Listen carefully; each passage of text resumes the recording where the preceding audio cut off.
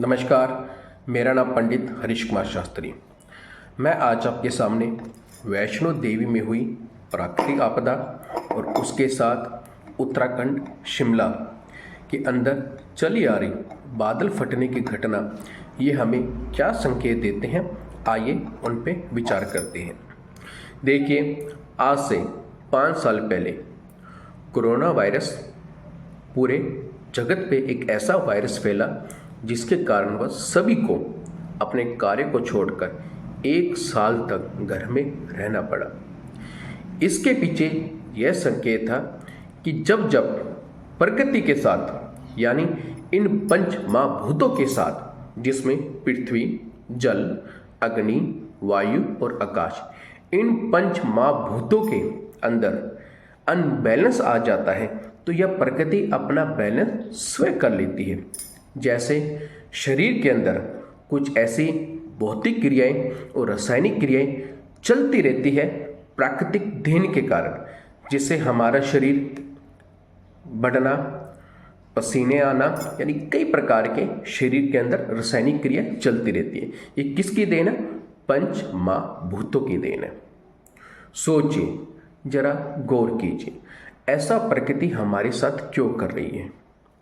सीधा सा कारण है अनावश्यक, यानी आवश्यकता से अधिक प्रकृति के साथ छेड़छाड़ करना। और सबसे बड़ा संकट है जब देवताओं के कार्य में किसी बाहरी इंसान का कोई नियम के अनुसार छेड़छाड़ हो जाता है तो उसे हम देवीय प्रकोप कहते हैं।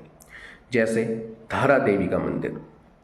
अब आप सोचें, क्या धारा देवी माता का मंदिर जब से हटा है तब से क्यों केदारनाथ, उसके आसपास एरिया में इतनी घटनाएं घटित क्यों हो रही है?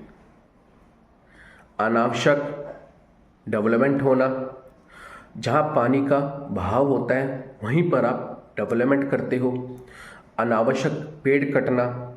अब आप सोचिए, किसी एक पेड़ को बढ़ने में कम से कम 80 साल का समय लगता है, यानी 50 साल के पूर्ण होने पर वह पूर्ण रूप से पेड़ ऑक्सीजन और कार्बन डाइऑक्साइड अवशोषण कर लेता है।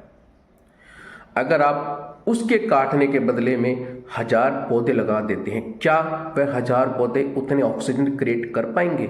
दरअसल नहीं। क्यों हमारे यहाँ पीपल को भगवान का दर्जा दिया जाता है? क्यों हमारे यहाँ नीम को भगवान का दर्जा दिया जाता है? क्यों हमारे यहाँ प्रगति को मां का दर्जा दिया जाता है? ऐसा क्यों? ये सिर्फ और सिर्फ अपने आवश्यकता के अनुसार आप जो कार्य करते हैं, यह प्रकृति उसका आपको उल्टा फल देती है।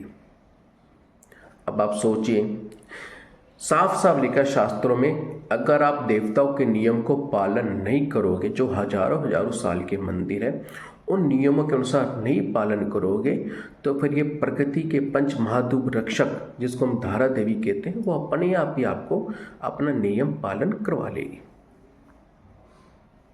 तो यह प्रकृति का नियम है।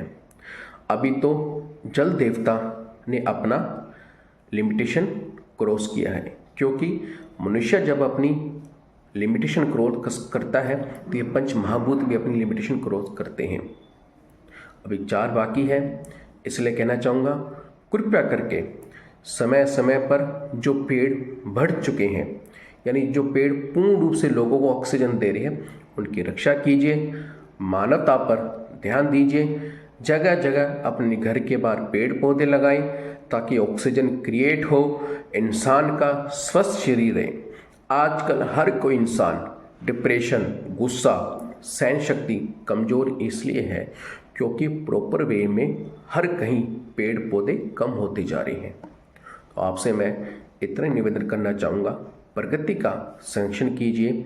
जैसे जम्बोजी महाराज, बाबा नानक, जितने पीर फकीर वलियाँ हैं, उन्होंने सभी को कुदरत को महान इसलिए बताया है। ये कुदरत ही हमको अन्न, धन, जल, सांसें सब कुछ देती है। अगर आप कुदरत को सही रखोगे तो प्रॉपर वे में अपने को ऑक्सीजन मिलती रहेगी, नहीं तो फिर कुदरत अपने आप ही अपना बैलेंस करना जानती है। नमस्कार। जय श्री महाकाल।